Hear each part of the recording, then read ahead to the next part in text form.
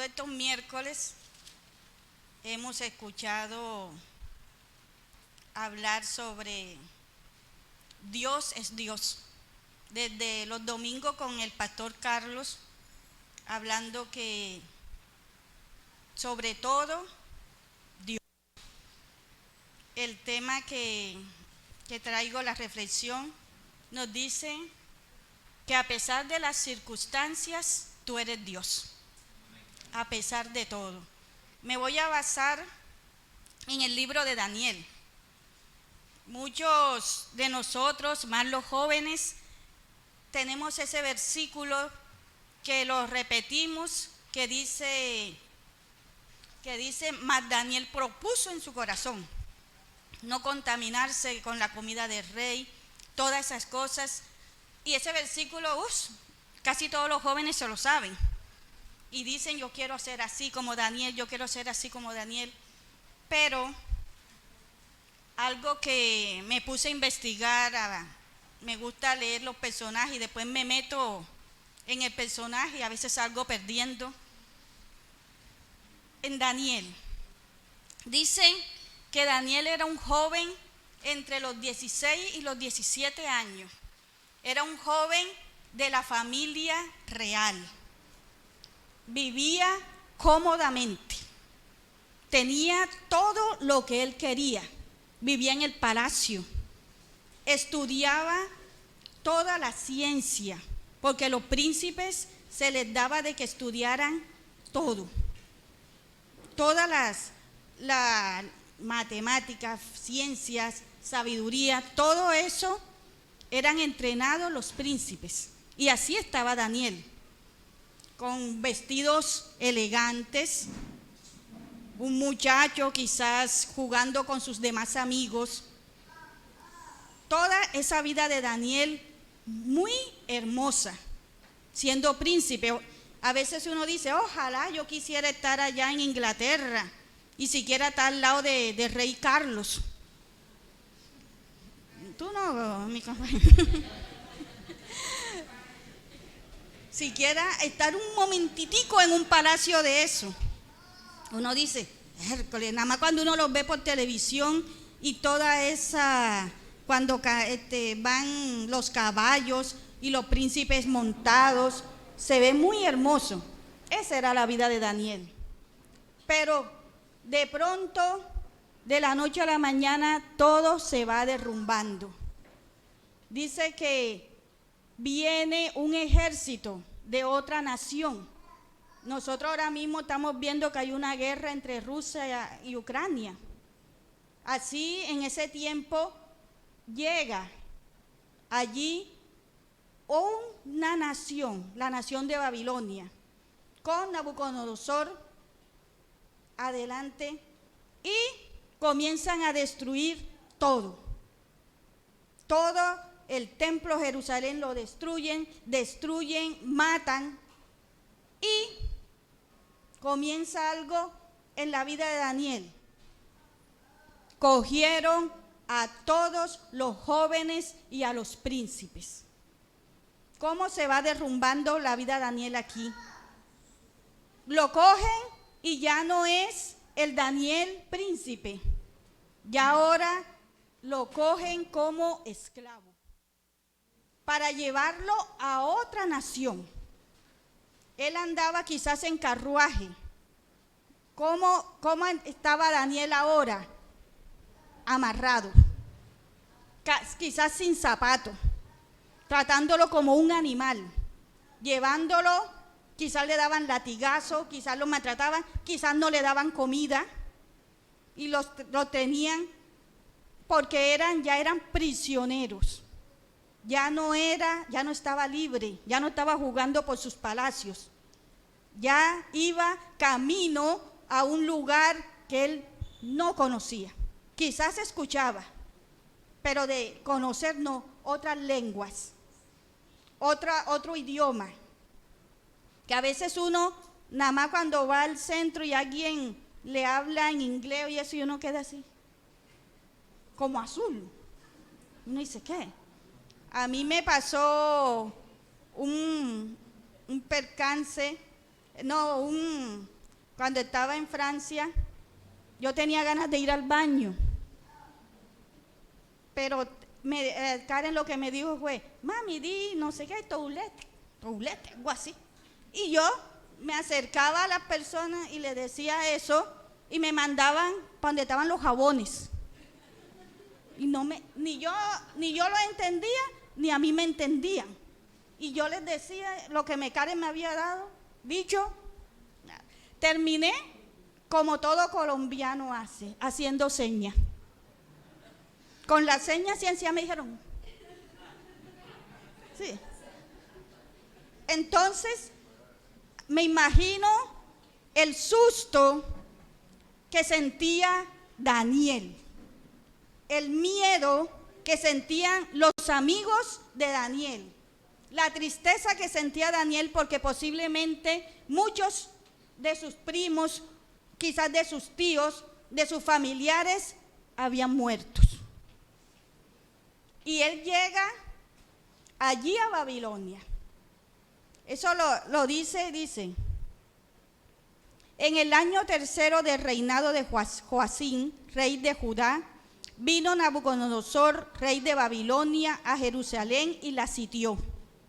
Y el Señor entregó en sus manos a Joacín, rey de Judá, y parte de los utensilios de la casa de Dios, y los trajo a la tierra de Sinar, a la casa de su Dios, y colocó los utensilios en la casa del tesoro de su Dios.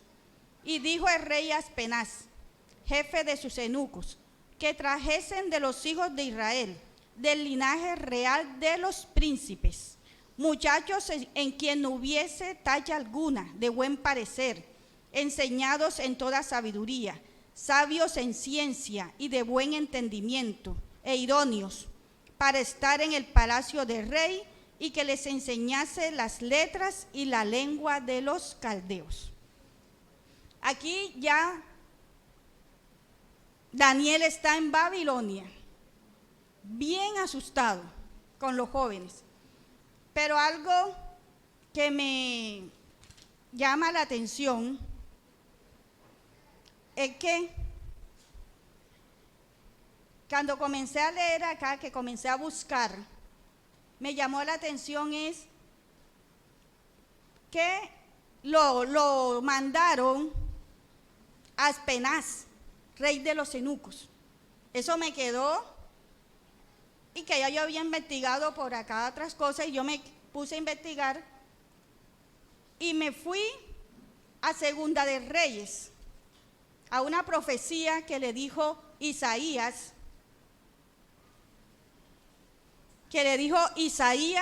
a Ezequías, porque Ezequías habían llegado la gente de Babilonia y Ezequías le había mostrado todo lo que había en los palacios y en el templo de Jerusalén. No dejó nada encubierto, todo. Y Isaías le dijo, has hecho neciamente. Y le dijo así, entonces Isaías dijo a Ezequías, oye palabra de Jehová, he aquí vienen días en que todo lo que está en tu casa y todo lo que tus padres han atesorado hasta hoy, será llevado a Babilonia, sin quedar nada, dijo Jehová. Y de tus hijos que saldrán de ti, que habrás engendrado, tomarán y serán eunucos en el palacio del rey de Babilonia.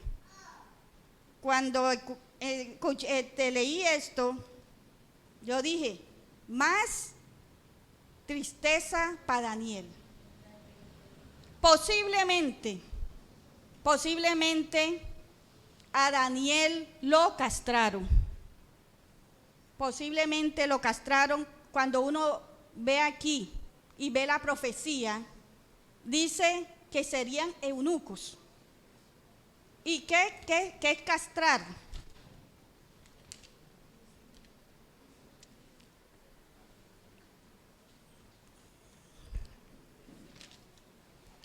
La castración dice que es la privación de los genitales externos masculinos. Posiblemente le quitaron los testículos a Daniel y a sus amigos. Yo investigaba, porque a mí siempre me gusta ver la familia, la esposa, los hijos. Se lo encontré a Samuel, pero a Daniel no le hallé esposa por aquí ni hijo. Entonces, posiblemente Daniel fue castrado. Y ya eso es una humillación. Dice un joven de la edad de estos muchachitos, 16, 17 años, en lo vigor de la juventud. Y como dice aquí, que sean hermosos, bien parecidos, y lo cojan. Eso era común de los otros, de algunas naciones que cogían, esclavizaban a los jóvenes y les hacían castración para quitarle el vigor y la fuerza, para que pudieran estar en el palacio del rey sin estar mirando a más nadie, ni a jovencitas ni nada. Entonces, imagínense, vayan cogiendo todo lo que Daniel estaba sufriendo, lo alejan de su tierra y para más humillación atentan contra su cuerpo, lo castran y eso es humillante. Y dice que para terminar de estrellarlo le cambian hasta el nombre. Ya no es Daniel, ahora le ponen Daniel, que significa Dios es mi juez. Ahora le ponen el nombre de Belsasar, que significa Señora proteja al rey. Ya como que ya a Daniel le están quitando su identidad. Y algo que yo me ponía a pensar, ¿qué pasaba por la mente de Daniel? Haber salido y haberle hecho todo eso en nuestra mente, ¿qué fuéramos hecho? ¿Nos fuéramos tirados a morir? ¿Nos fuéramos buscado el árbol más grande y nos fuéramos ahorcados? Ahora que es común que si uno mira mal a una persona enseguida se suicida. ¿Qué fuéramos hecho nosotros con todo lo que a Daniel le está pasando? Y a veces nosotros nada más leemos el versículo y Daniel propuso en su corazón. Pero Daniel vivió una situación muy difícil, que muchas veces nosotros ni nos la imaginamos. Todo lo que sufrió Daniel.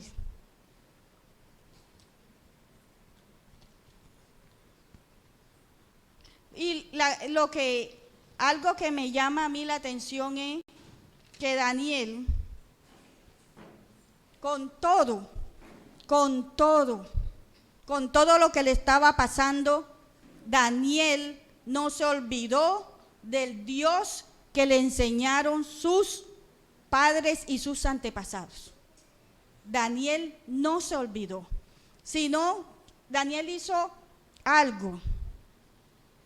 Se aferró a la oración.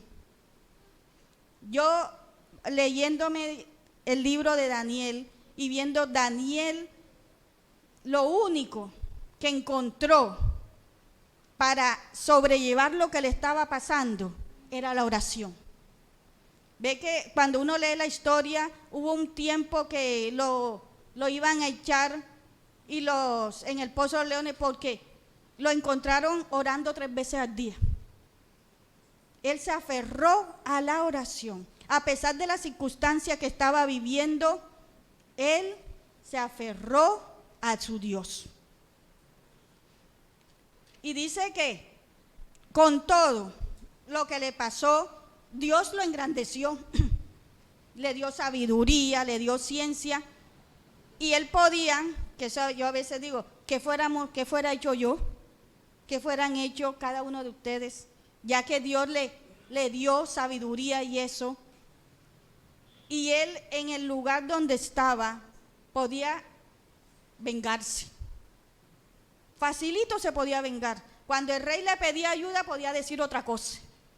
Pero en el lugar donde estaba Daniel, procuró el bienestar de la nación. Y procuró el bienestar del rey. Aunque quisieron destruirlo, quisieron dañar su identidad, Daniel, nunca le pudieron destrozar el corazón a Daniel. Él siempre estaba dispuesto a servir.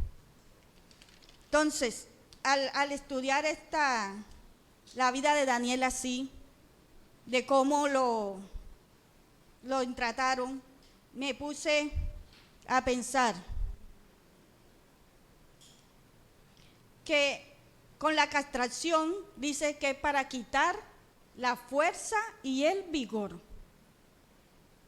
del hombre. ¿Qué nos puede pasar a nosotros? El enemigo, ¿qué está a veces haciendo con cada uno de nosotros? A veces el enemigo nos ve sirviendo a Dios, nos ve en la alabanza, nos ve evangelizando, nos ve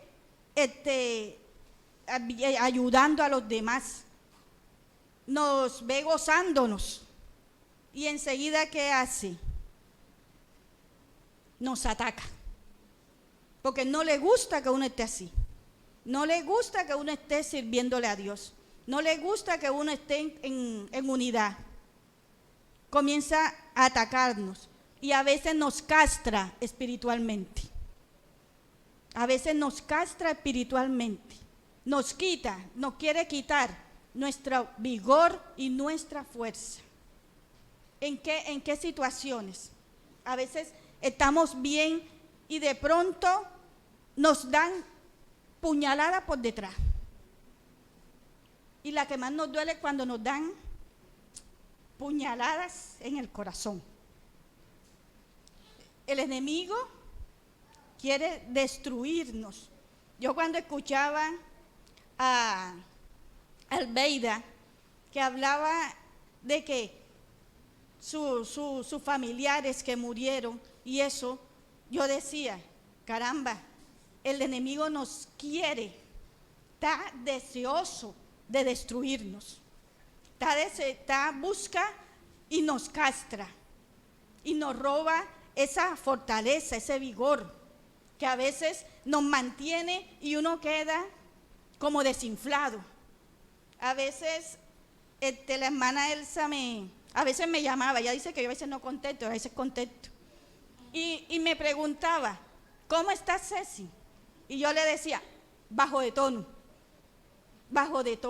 porque tampoco podemos mentirnos a nosotros mismos, porque hay muchas veces dicen, ¿cómo está? En victoria, no sé qué, y están bajo tono. Hay que decir, hermano, estoy bajo tono, ore por mí. Eso es lo más que podemos hacer. Pero ¿qué nos dice? Él dice que nos quita nuestro vigor de servir a veces a nuestro Dios. Porque cuando estamos en situaciones y en circunstancias que nos están dañando, que nos están maltratando, que nos están doliendo, bajamos de tono y ya no queremos servir a Dios.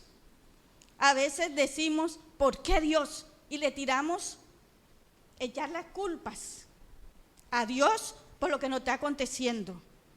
Y nos ponemos como rebeldes, que no queremos venir a la iglesia, o que nos sentamos y no queremos que nadie nos diga nada. Yo a veces he estado así, que no quiero ni que me digan, que me dejen quietecita. Entonces, esas son las cosas, las circunstancias que a veces nos acontecen, las enfermedades. Cuando estamos a veces enfermos, uno dice, oye, pero si estoy sirviendo a Dios, y de pronto un diagnóstico, hombre, tienes esto, y uno queda enseguida desinflado, uno enseguida queda bajo de tono, y uno dice, pero ¿por qué a mí?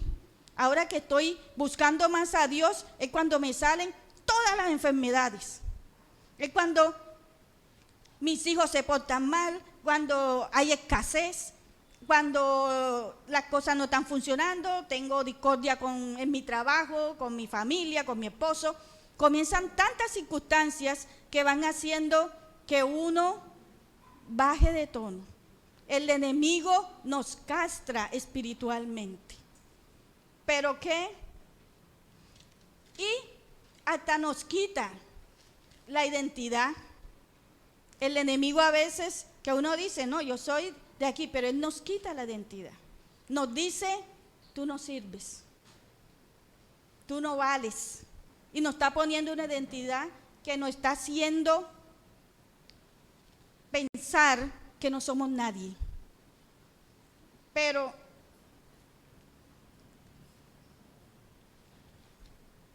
debemos de, cuando nos pase así, cuando nos digan, tú no vales, tú no eres nadie, tú qué haces aquí, tú no mereces estar en tu lugar, y comienzan a decirnos cosas que uno, como se las deje, que entren a la mente, nos destruyen.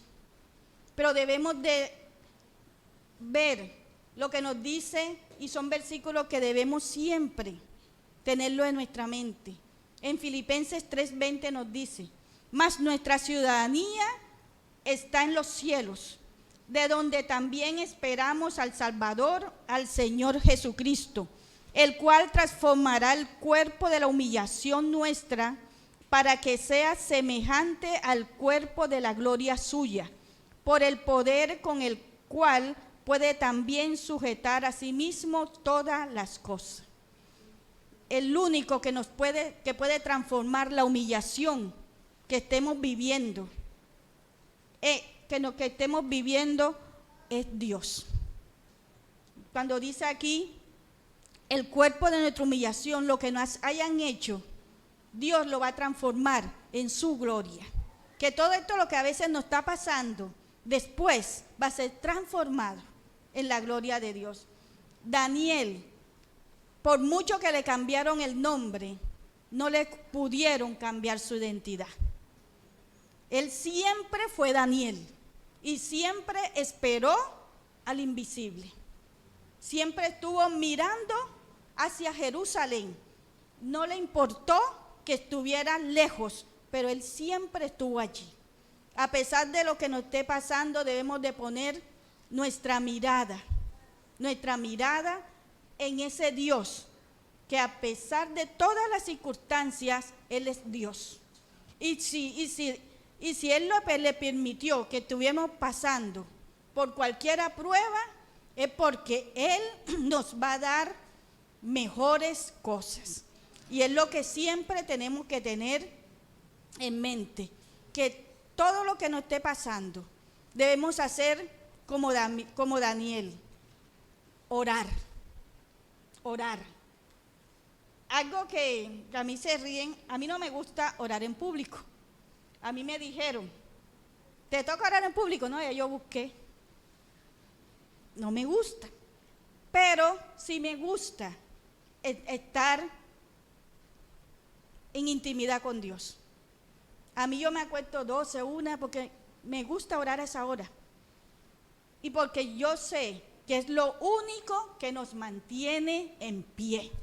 Cuando todo uno lo ve el fondo, cuando todo uno lo ve oscuro, el único que nos mantiene en pie es Dios.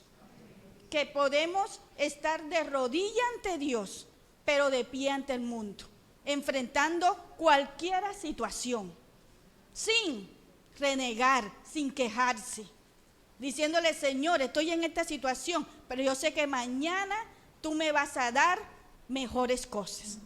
Y eso es lo que Dios nos lo dice aquí en Habacuc 3, desde 17 dice, aunque la higuera no florezca, ni en las vides haya frutos, aunque falte el producto del olivo, y los labrados no den mantenimiento, y las ovejas sean quitadas de la majada, y no haya vaca en los corrales. Con todo, yo me alegraré en Jehová, y me gozaré en el Dios de mi salvación. Jehová el Señor es mi fortaleza, el cual hace mis pies como de ciervas y en mis alturas me hace andar.